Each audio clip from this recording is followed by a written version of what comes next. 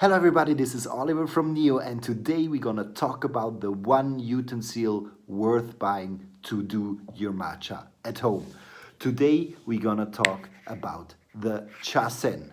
The chasen actually is a bamboo spoon which is used in Japan to do matcha. Here I have just one exemplar which I used already rather regularly, and this is really one good thing to have to do your matcha because it gives a creamy, foamy note to your matcha which makes the texture of the matcha really, really pleasant and really nice to drink. But before we go into this, let's compare. So, we take a bowl. Here I just took a bowl which I have at home, no special matcha bowl, which is at my disposition at the moment. So I do it with a simple bowl. I have a sift which I use as well just to put the matcha through. When you don't have a teaspoon, a Japanese teaspoon, important is here just take a half teaspoon. This is already a little bit much, so I don't put everything in. I put some of the matcha back. Voila. Half a teaspoon is enough to do your matcha. Then you just put the matcha through and we go right into it. So put it through all of it, tack, tack, tack, and it's done. And then you have really a fine powder here which you can see. So actually we can use this directly. I have here some hot water. I pour it in around 100 milliliter and I take my normal whisk just to show you the difference. So we can actually do here a little bit of mixing. It's a little bit more difficult, but finally we find a way to do our matcha and we just pour it into the glass here. Voila. What you can see, a slight foamy note, a little bit of foam, but not too much. Actually a good way to start. You can absolutely do it with a foam at home, but now we want to go into the magic of the chasen. We do the same. What is important as well, what you can see with the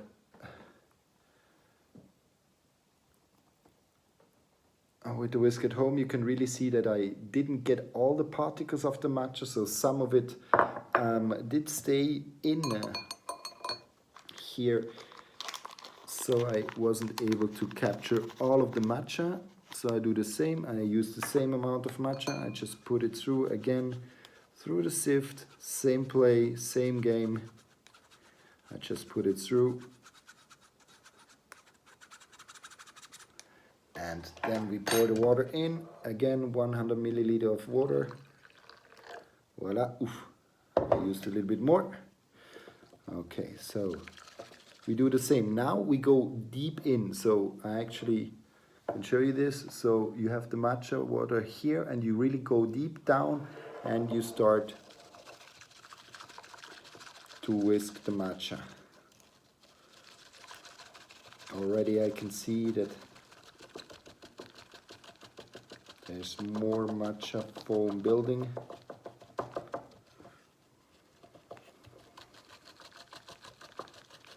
And you can really go around and just whisk it. Voila. Just pour this in. On the first side it looks very similar, but you can see here already you get more foam in it, and actually when you look closer the foam is here, it's a little bit bigger, the bubbles are also bigger. Here you really get small foam, a really small dense foam, and also the color here is different, wider than this one here. So let's just put this aside and we go into the third way of doing matcha. So actually what you can do as well is you just take some matcha here, the same amount of matcha, et voila, we put it through again,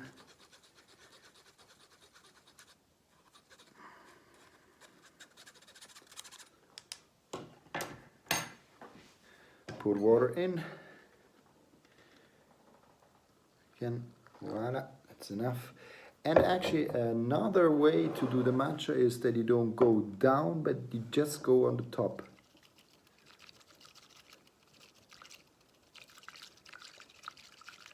And you just mix the matcha on the top.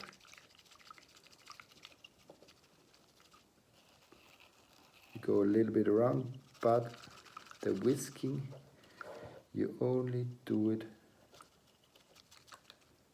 on the top.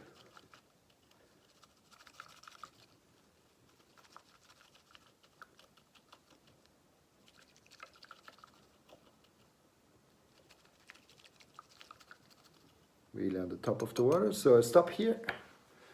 Good. And I just put it in here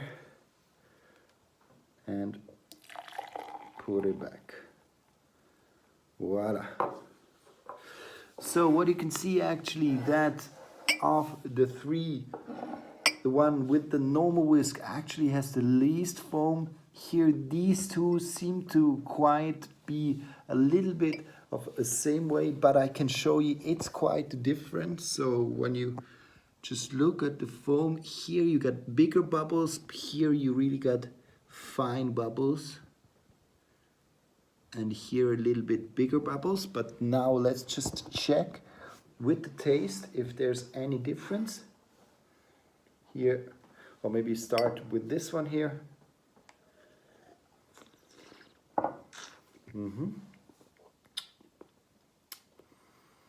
There's a malty texture to it, but it's not a big of, there's not a lot of air in the matcha, it seems to me at least.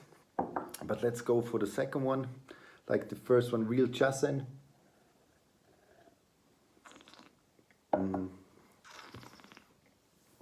Actually, the difference really is that there's some kind of more air, it's a more creaminess. Here you have a little bit more of maltiness. It seems a little bit flatter, a little bit fleeting more over the tongue, and here it really gives like kind of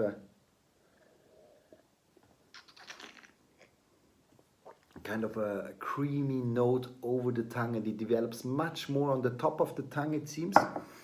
And let's see if there's a difference between these two.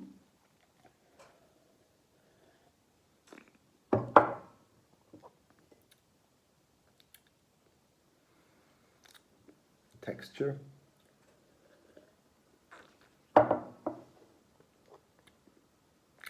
It really seems that in the one where you really go down and really whisk it very, very, very good, it has more creaminess. These two, they seem quite similar in texture.